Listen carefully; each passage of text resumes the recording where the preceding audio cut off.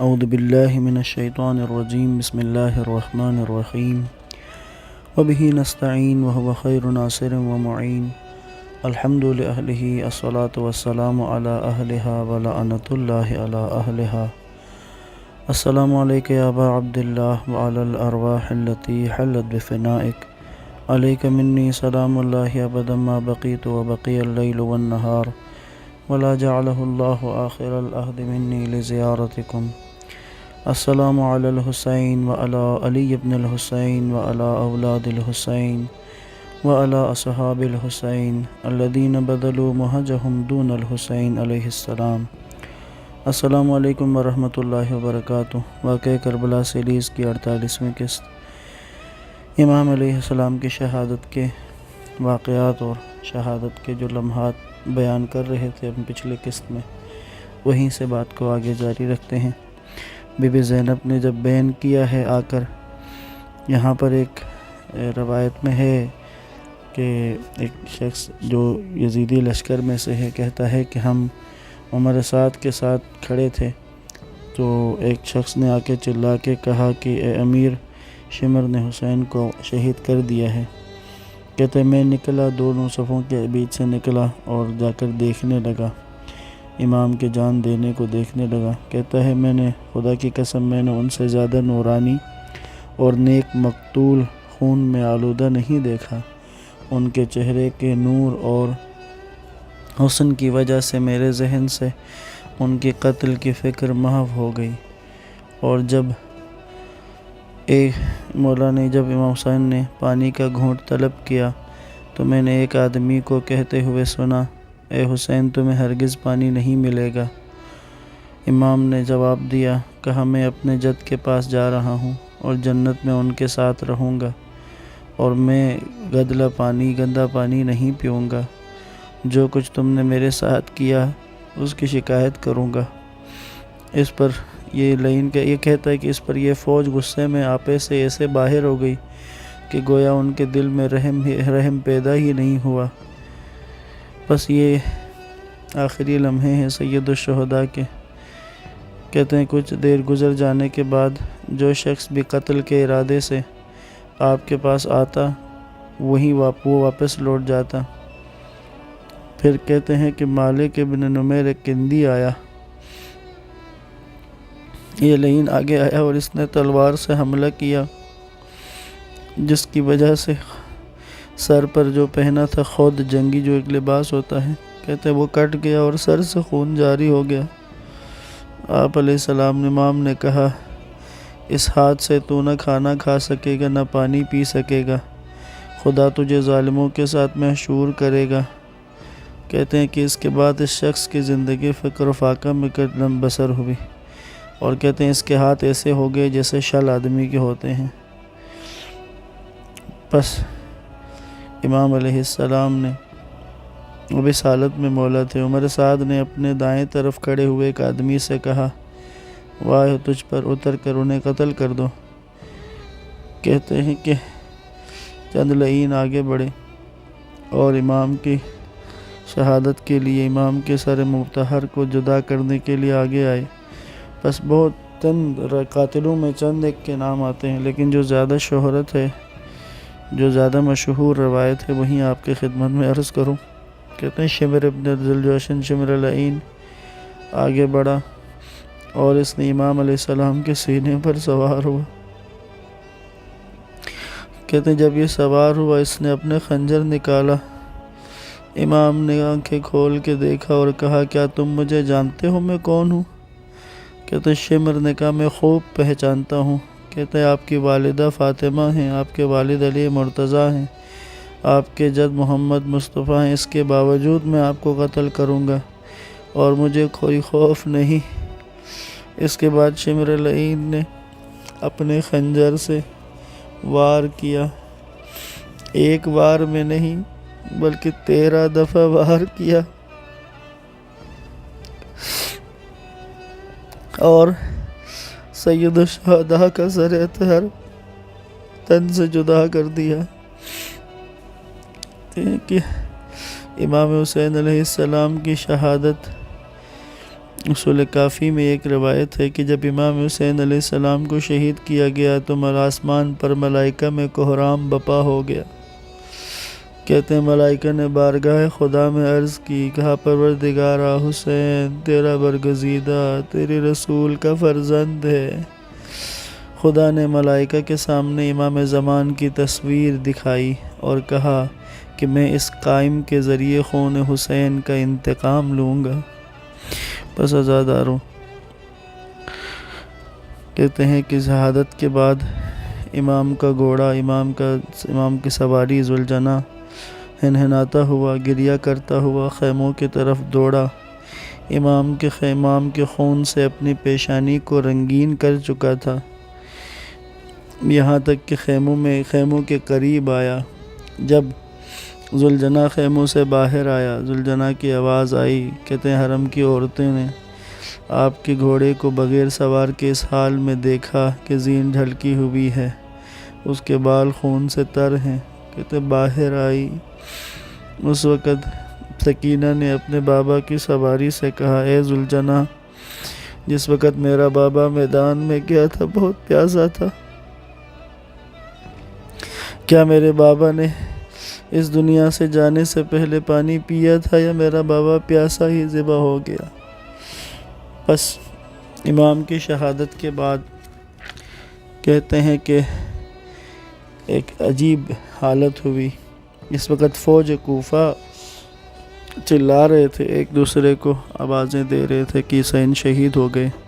جناب سوید بن عمرو بن مطاع جن کا ذکر کیا، وہ زخمی ہو کر گر پڑے تھے، امام کے ساتھیوں میں سے تھے۔ جس وقت جب امام کی شہادت جب شہادت کے بعد کا وقت تھا کہ سوید کو ہوش آیا اور اپنے بدن میں کچھ قوت محسوس کی کہ کھڑے ہو سکتے تھے۔ جب انہوں نے سنا کہ امام کو شہید کر دیا گیا ہے تو اٹھے اور اپنے پاس جو خنجر ان کے پاس تھا اس سے یزیدیوں پر حملہ کر دیا اور اس کے بعد ان کو شہید کر دیا گیا۔ اس حملے کے بعد یہ وہ صحابی حسین ہیں کہ جو امام کی شہادت کے بعد دوبارہ جنگ کی اور شہید ہو گئے۔ کہتے ہیں امام کی شہادت کے بعد فوج کوفہ نے تکبیر کہی، حسین مولا حسین ابن علی کی شہادت پر تکبیر۔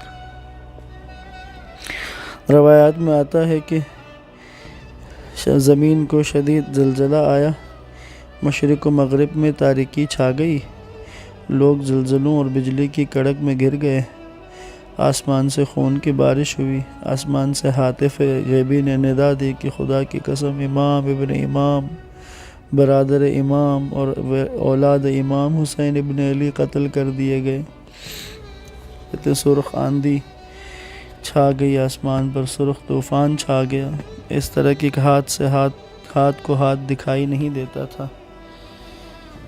کچھ دیر تک یہ طوفان جاری رہا۔ اس کے بعد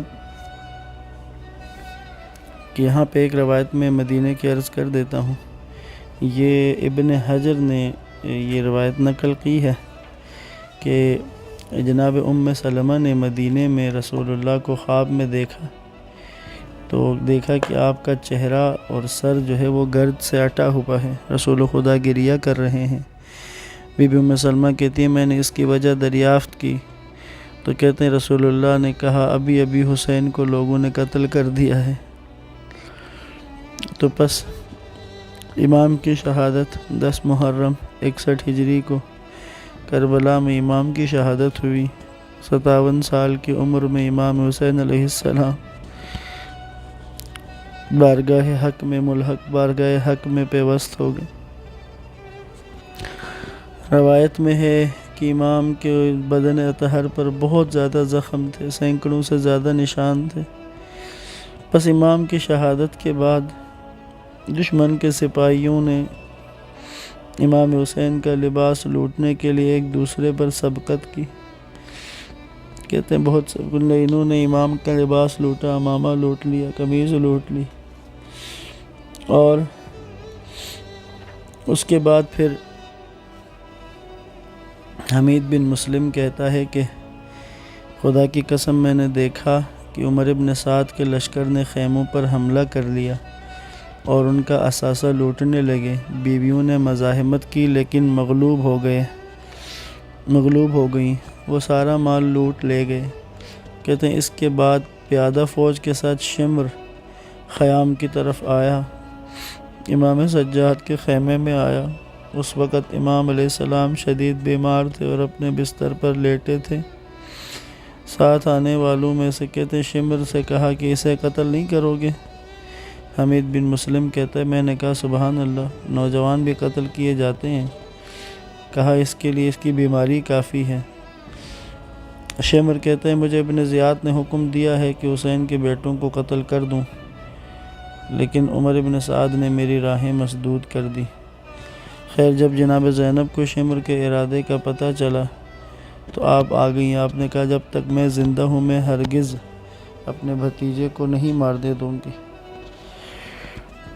اس کے بعد جو خیام پر جب حملہ ہوا ہے اس طرح سے لوٹا، ایک روایت ہے جناب فاطمہ بنت الحسین کہتی ہیں میں نے ایک آدمی کو دیکھا کہ وہ نیزے کی نوک سے عورتوں کا پیچھا کر رہا تھا، وہ ایک دوسرے کی دامن میں پناہ لے رہی تھی۔ کہتے وہ نیزے سے خواتین ان کی چادریں اور زیوریں چھین لے گیا۔ کہتے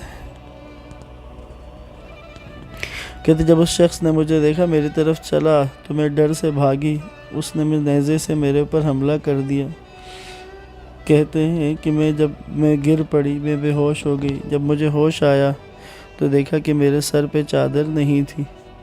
کہتے میری پھوپھی ام کلثوم نے مجھے اٹھایا، میں نے کہا پھوپھی اماں میرے سر پہ چادر نہیں ہے۔ کہتے جناب ام کلثوم نے کہا میری بھتیجی دیکھو تمہاری پھوپھیاں بھی بے ردا ہو چکی ہیں۔ بس خیام کو لوٹا، ان بیبیوں کی چادریں لوٹی، زیورات لوٹے، اس کے بعد خیموں کو جلانا شروع کر دیا، خیام کو آگ لگا دی، جبکہ خواتین اور بچے اس وقت خیموں کے اندر ہی تھے۔ جب خیام کو آگ لگا دی تو پھر اس وقت ایسا منظر نظر آیا کہ رسول زادیاں ایک خیمہ جلتا تھا اس سے نکل کے دوسرے میں چلی جاتی تھی، اس پہ آگ لگتی تھی تیسرے میں چلی جاتی تھی، یہاں تک کہ جب سب خیمے جل گئے تو پھر یہ رسول زادیاں باہر آ گئیں، بچے چھوٹے بچے بکھر گئے۔ بس ایک ایسی حالت ہے کربلا میں، رسول خدا کی نواسیاں، ان کے خاندان کے بچے بچیاں یزیدی لشکر کے ظلم و ستم کا شکار ہیں۔